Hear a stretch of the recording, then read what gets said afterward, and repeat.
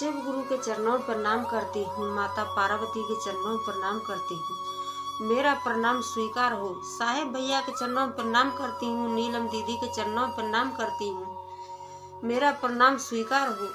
सभी देवी देवताओं के चरणों पर प्रणाम करती हूँ। मेरा प्रणाम स्वीकार हो। धरती माता के चरणों पर प्रणाम करती हूँ। मेरा प्रणाम स्वीकार हो। सभी गुरु बहन गुरु भाइयों के चरणों पर प्रणाम करती हूँ। मेरा प्रणाम स्वीकार हो। साहेब भैया नीलम दीदी के माध्यम से हमें 3 सूत्र मिला है। 3 सूत्र का पालन करना है। पहले में दया मांगना है, दूसरे में चर्चा करना है, तीसरे में 1 से 8 बार से प्रणाम करना है। दया किस तरीके से मांगना है कि जैसे दरवाजे पे भिखारी आता है, माँ भिक्षा दे दीजिए, माँ 2 मुट्ठी दाना दे दीजिए। इसी भाव से हमको शिव गुरु से, देवों के देव महादेव से दया मांगना है। दया मांगने के बाद आने जाने वालों व्यक्तियों को हमको समझाना है, बताना है, भाई बहन हम शिव के शिष्य बन चुके हैं, आप भी शिव के शिष्य बन के देखिए, बहुत लाभ है, बहुत अच्छे हैं। शिव जिसके दिल में बस जाते हैं तो सुबह शाम अपनी दया बरसाते हैं। महादेव दया कीजिए। 1 से 8 बार से प्रणाम करना है। रुद्राक्ष की माला द्वारा कर सकते हो, सांस द्वारा कर सकते हो, उंगली द्वारा कर सकते हो। 3 सूत्र का पालन करना है। आइए आप सबको मैं एक कहानी सुनाने जा रही हूँ। शिव गुरु देवों के देव महादेव की कहानी। अधूरी सुनने पर अपमान होता है, पूरी कहानी सुनने पर सम्मान होता है, इसीलिए पूरा कहानी सुनना चाहिए। मैं आपको एक नया कहानी सुनाने जा रही हूँ। एक बुढ़िया माता थी तो उनके 4 बेटी थी और एक बेटा था। तो बेटा बड़ा था और बेटी छोटी थी। बेटी छोटी थी और बेटा बड़ा था। तो किसान भाई थे तो उन्होंने अपने बेटे को खूब बढ़िया पढ़ाया लिखाया। जब बड़ा हो गया, बेटा कमाने लायक हो गया तो परदेश गया था कमाने के लिए। परदेश कमाने के लिए गया तो पिछली साल जो दूसरा महामारी कोरोना की आई थी, कोरोना की महामारी आई तो किसी भी प्रकार और बेटे ने घर पे कॉल नहीं किया, फोन नहीं किया और इधर से भी माँ और पिता कॉल कर रहे थे लेकिन कॉल उसका लग ही नहीं रहा था। तो इसी कारण उसकी माताजी बहुत दुखी रहने लगी, कहने लगी कि मेरा बेटा कोरोना का समय चल रहा है और मेरे बेटे का नहीं कॉल आ रहा है और नहीं कॉल लग रही है। तो बुढ़िया माँ इसी चिंता में रहती थी और यही कहती थी, न जाने मेरा बेटा कैसे होगा, कोरोना काल चल रहा है, सारा देश लॉक है, मेरा बेटा कहाँ पे है। तो बुढ़िया माँ यही सोचती रहती थी और उन्होंने खाना पीना भी छोड़ दिया। यही बेटे की टेंशन रहती थी। आप सब जानते हो कि माँ का दिल कितना होता है। कहते हैं कि माँ का जिया गाई और बाप को जिया कसाई। एक बार को अपने बच्चे की तरफ बाप की नजर कम रहेगी लेकिन माँ की नजर बहुत तेज रहती है बच्चे के लिए। तो क्या कि माँ खाना पीना छोड़ दी और बेटे की टेंशन में रहती थी। तो एक दिन 2 साधु आए। तो मुझे कोई साधुओं से मेरे को कोई एलर्जी नहीं है, लेकिन एक बात मैं कहती हूँ कि जो असली साधु संत होते हैं वो कभी भी दरवाजे भिक्षा मांगने नहीं जाते हैं। और जो आजकल के साधु हैं वो क्या करते हैं कि कमाने धमाने तो जाते नहीं है, गेरुआ कलर के कपड़े पहने और तिलक लगाए और चल दिए मांगने के लिए। मुझे कोई एलर्जी नहीं है साधु संतों से मुझे कोई एलर्जी नहीं है। तो क्या हुआ कि 2 साधु आए और कहने लगे कि माताजी आप कैसे दुखी बैठी हो।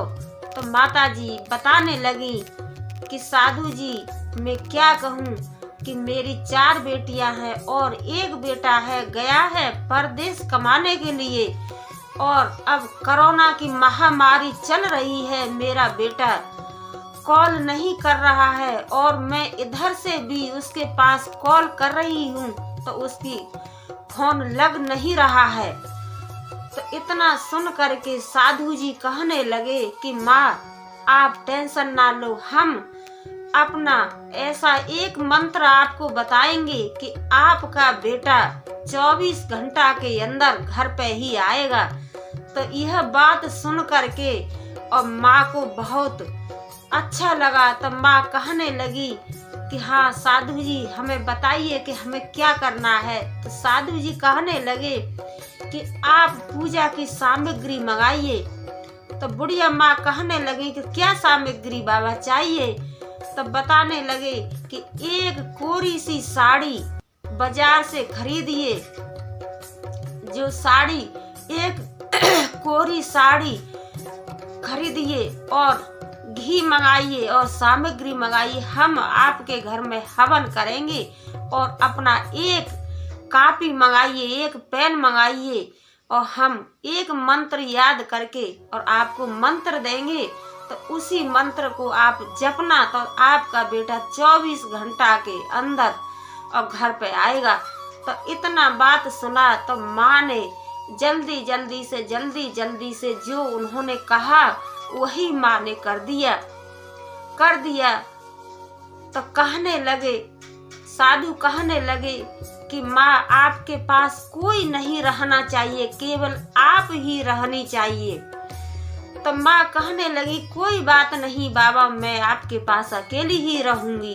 तो साधु जी कहने लगे कि जो आपके पास कोई भी होगा हम आपको अपना मंत्र बताएंगे तो दूसरे के कान में मंत्र जाएगा तो मंत्र काम नहीं कर सकता है। तो बुढ़िया माँ कहने लगी कि हाँ बाबा मैं किसी को नहीं बुलाऊंगी अपने पास में और आप मुझे अपना मंत्र बता दीजिए।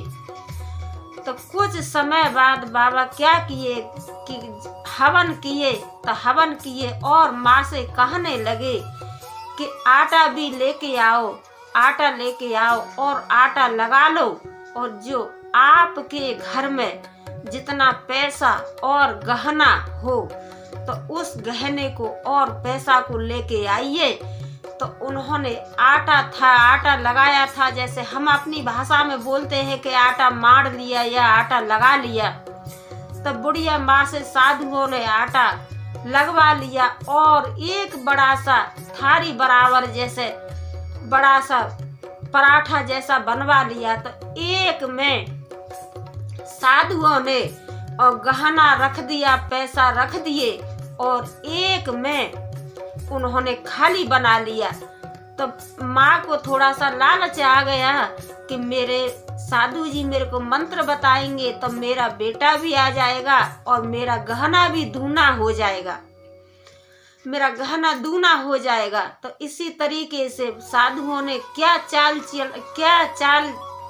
किया कि जो खाली आटे का लोहा सा बनाया, पोटरी जैसा बना लिया, तो वो तो बुढ़िया माता को दे दिया और जो गहने वाला और पैसे वाला था वो अपनी ही झोली में रख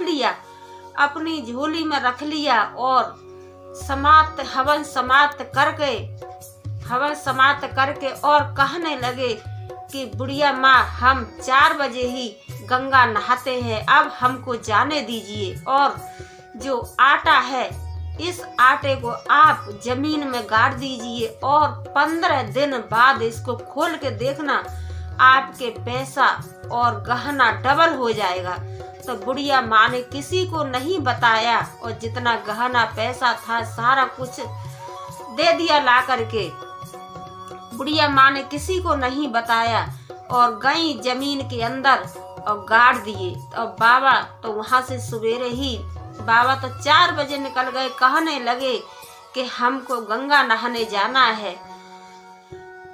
निकल गए बाबा तो बुढ़िया माँ हंसी खुशी से अपना बेटे के लिए राह देखने लगी कि मेरा बेटा आता होगा, इधर मेरा बेटा भी आएगा और इधर मेरा गहना और पैसा भी दूना हो जाएगा, मेरा डबल फायदा हो जाएगा। बुढ़िया माँ यही सोचने लगी।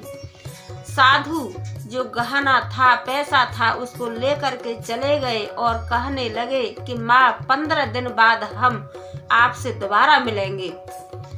तो साधु चले गए। 15 दिन व्यतीत हुए तो माँ ने वही देखा, खोल करके आटा जो बाबा दे के गए थे वही खोल करके देखा तो उसमें कुछ नहीं निकला, खाली निकला। तो बुढ़िया माँ सर पीट पीट के रोने लगी और कहने लगी कि मैं तो लुट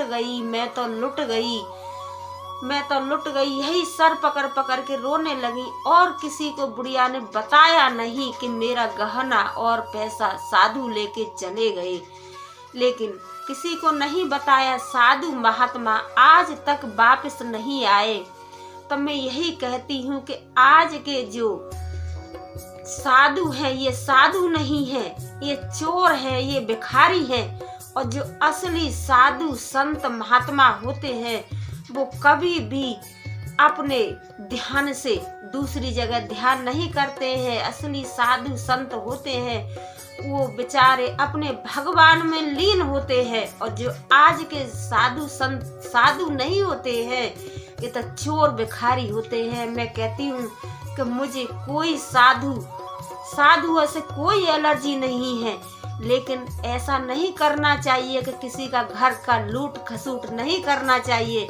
लेकिन साधुओं ने ऐसा कर दिया कि बेचारी के पैसा भी लेके चले गए और गहना भी लेकर के चले गए।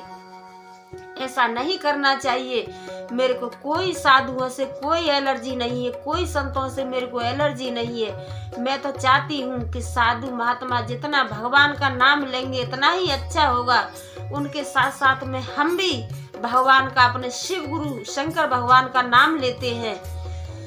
मेरी वीडियो को लाइक, शेयर, कमेंट, सब्सक्राइब कीजिए। हर हर महादेव, घर घर महादेव।